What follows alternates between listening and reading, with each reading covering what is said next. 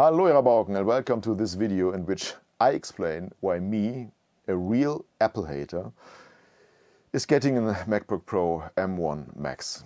And just a disclaimer, nothing and nobody sponsored this video, so the affiliated links in the description are for helping me grow this channel basically. And yes, I'm a professional photographer and videographer. And now, boost your attention span, let's start this video right after the intro.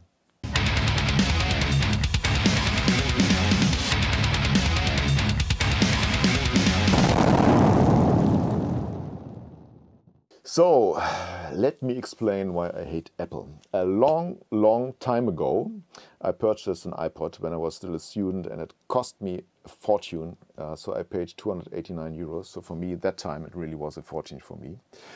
So I was fed up with the trashy MP3 players you could get out there. And I thought, well, go pro with an Apple. Everybody's talking about them. And I was really babying this iPod. No sports with it. Just put it into my jacket. When I was walking outside, use it in the car and at home. And after 5 months, it simply stopped working. Yeah? I just wanted to start it or switch it on the next morning, and the display was white, so I assumed it had an HD, a hard disk error or something like this. So, and now comes why I hate Apple. So I fought over 6 weeks with the Apple support for getting a replacement within warranty. So the warranty is 12 months, or was 12 months. And they simply claimed, oh, it was my fault, we are not doing this. So 6 weeks I fought with them. And so finally I got another unit, and 3 months later, same issue. Put it onto my desk, not slammed it onto my desk. And the next morning, white screen. And Apple simply refused to repair it because they said, okay, it's just one-time guarantee and you're not getting a warranty or guarantee on the new device. So that time I swore that company will never earn a penny or a cent from myself. Cent, I'm living in Euro country. So since I'm talking about iPods, you can guess how long ago this was, okay? Now, my status is basically I never worked with an Apple computer before. I even haven't touched a mouse just in the shop recently. So I'm really 100% beginner when it comes to Apple products. So now the question is, what changed? Okay, well, it's 2022 and I'm now doing photography. So that time I wasn't. I'm doing videography. And we are in the chip supply crisis, and I'm using DaVinci Resolve for video, and it's very GPU optimized. And because I've got a pretty old 1060 NVIDIA GPU, it keeps crashing all the time with the required standard tasks like noise reduction, or sometimes noise reduction in combination with transitions. It crashes. Not DaVinci crashes, but the export process crashes. And more complicated stuff is not working at all. Okay, but since I really need these basic things like noise reduction, it's really basic. If you're offering professional video, you need it. Okay, it makes me nervous if I never know if I can actually export the video. Sometimes exporting the video takes more time than cutting it because I have to find out what the problem is this time. And on top of this, I purchased a Dell laptop about 1.5 years ago. Since my Dell Venue I was using that time died suddenly. I used that for tethering photography in studio, sometimes with and sometimes without an external monitor. And I bought a 700 euros Dell laptop with NVIDIA GPU for photography purposes, just to substitute or get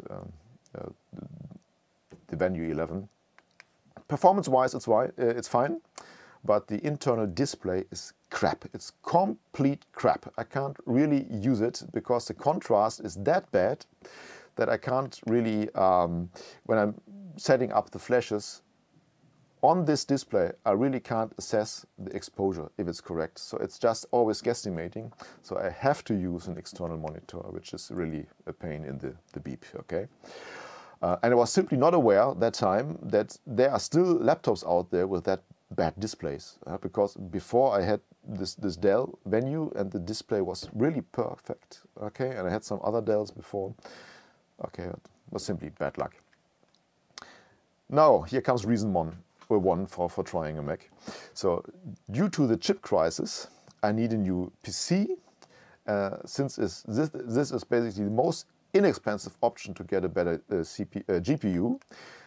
Since I need a lot of VRAM for DaVinci Resolve, the 3090 NVIDIA is the only option.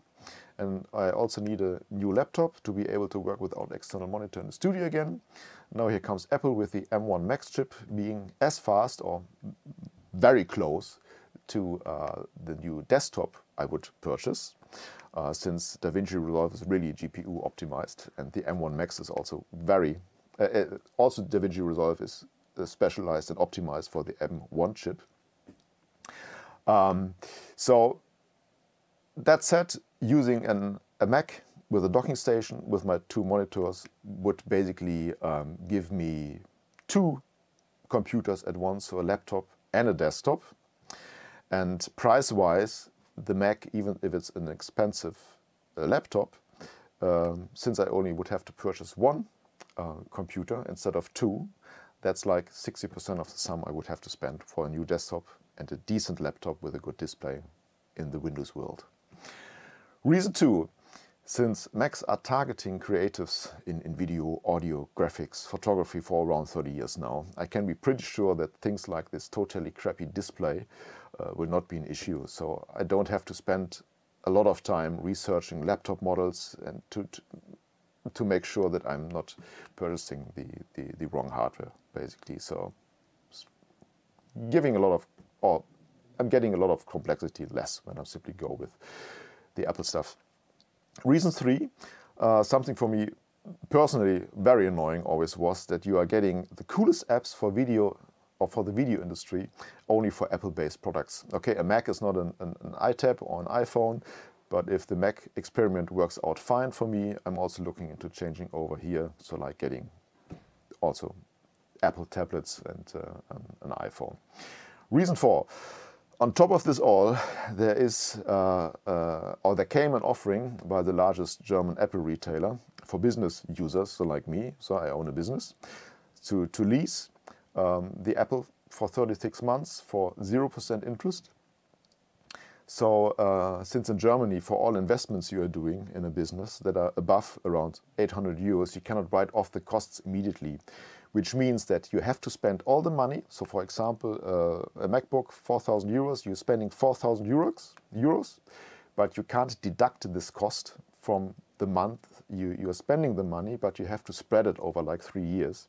So the money is gone, and the tax reduction you would get from that, because you are earning less, so there's less profit, and you are only paying taxes from the profit. This is spread over 3 years. So you've got a lot of costs, upfront costs basically, and the deduction comes in less. But with paying around 100 euros per month in leasing fee, I can write off this immediately. So it's simply costs, so it goes in as costs.